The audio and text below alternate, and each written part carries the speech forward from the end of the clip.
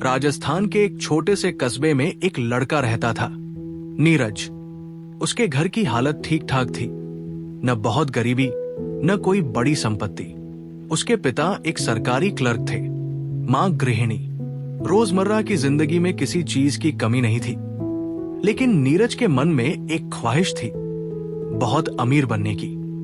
जब भी पड़ोस में कोई नई कार लाता, जब टीवी पर किसी बिजनेसमैन की खबर चलती या सोशल मीडिया पर कोई अपनी विदेश यात्रा की तस्वीर डालता, नीरज के अंदर कुछ जलता था।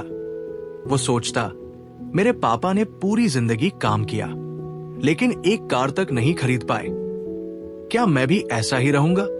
नीरज होशियार था। उसने इंजीनियरिंग की, फिर एक मल्टीनेशनल कंपनी में नौकरी मिल गई। पहली बार जब उसे 50,000 रुपए की सैलरी मिली, वो खुशी से झूम उठा। खुद के लिए स्मार्टफोन खरीदा, दोस्तों को पार्टी दी और मन ही मन खुद को बड़ा आदमी समझने लगा। हर महीने जैसे ही सैलरी आती, खर्चे भी बढ़ते।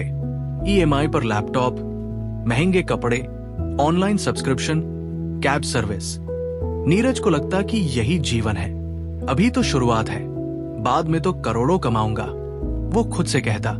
उसका सोशल मीडिया भरा होता था, रेस्टोरेंट की तस्वीरें, नए जूते, ऑफिस के सेल्फी।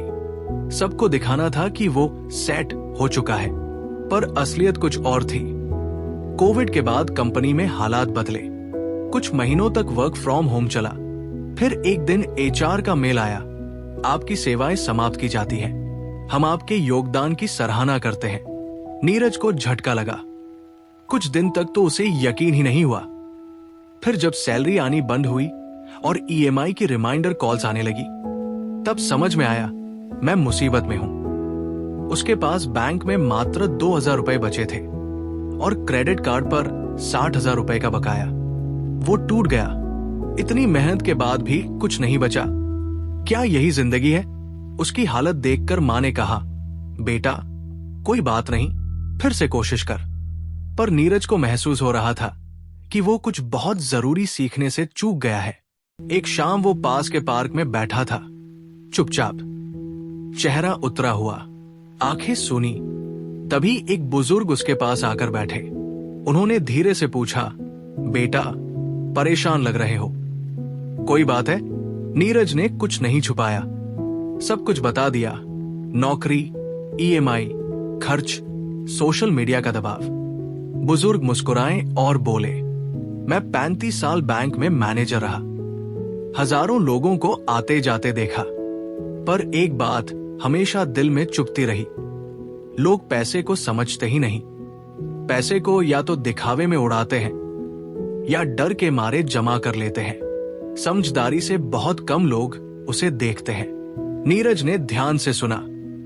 बुजुर्ग बोले, पैसा कमाने की कला जितनी जरूरी है, उससे कहीं ज्यादा जरूरी है उसे समझने की मानसिकता।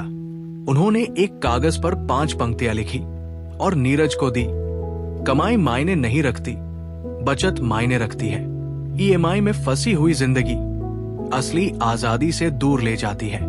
पैसा कमाने के लिए रिस्क जरूरी है, पर बचाने के लिए धैर्य।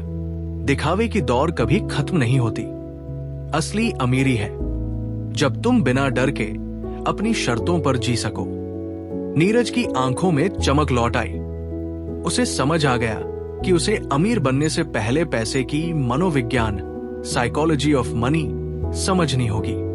नीरज ने वापस नौकरी खोजने की बजाय कुछ समय खुद को समझने में लगाया। उसने तय किया कि अब वो कोई भी काम करे, लेकिन बचत को सबसे पहले प्राथमिकता देगा।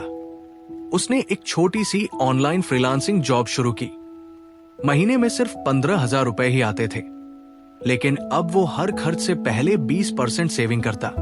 उसने सबसे पहले 50,000 रुपए का इमरजेंसी फंड बनाया, फिर सिप चालू की। हर महीने 2,000 रुपए खर्च घटाए। ब्रांडेड कपड़े बंद, कैब की जगह बस, रेस्टोरेंट की जगह घर का खाना। सोशल मीडिया से दूरी बना ली। किताबें पढ़नी शुरू की, rich dad poor dad, the psychology of money और थिंक एंड ग्रो रिच। धीरे धीरे नीरज को समझ आया, पैसे की असली ताकत मन की शांति है, न कि गाड़ी, फोन या सोशल मीडिया लाइक्स। समय बीता। 5 साल बाद नीरज एक फाइनेंशियल प्लानर बन चुका था। उसने दूसरों को भी पैसे की समझ देना शुरू किया। वो करोड़पति नहीं था, पर उसकी जिंदगी में कोई कर्ज नहीं था, चिंता नहीं थी। वो अपनी मर्जी से काम करता, माँ के साथ समय बिताता, किताबें पढ़ता और हर महीने थोड़ी थोड़ी रकम निवेश करता। 10 साल बाद का नीरज। आज नीरज के पास 1.5 करोड़ की संपत्ति है। उसके पास खुद की छोटी सी गाड़ी है, 2 BHK घर है और सबसे बढ़कर समझदारी है। लोग अब भी उससे पूछते हैं, भाई तू करोड़पति बन गया है तो कोई BMW क्यों नहीं ली? नीरज मुस्कुराता है और कहता, BMW तो 2 दिन खुश कर सकती है, लेकिन मानसिक शांति रोज रात चैन से सुलाती है। पैसा अब मेरी जिंदगी चला रहा है, मैं पैसे की गुलामी नहीं कर रहा। कहानी की सीख। दी साइकोलॉजी ऑफ मनी से क्या मिला? पैसा कमाना उतना कठिन नहीं जितना कि पैसा समझना। अमीरी दिखावे में नहीं, नियंत्रण और आजादी में है।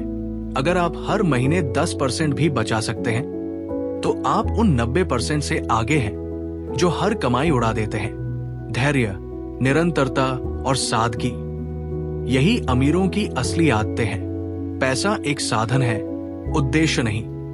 सोने का सपना वही पूरा करता है जो समझता है कि सबसे कीमती चीज है मानसिक शांति।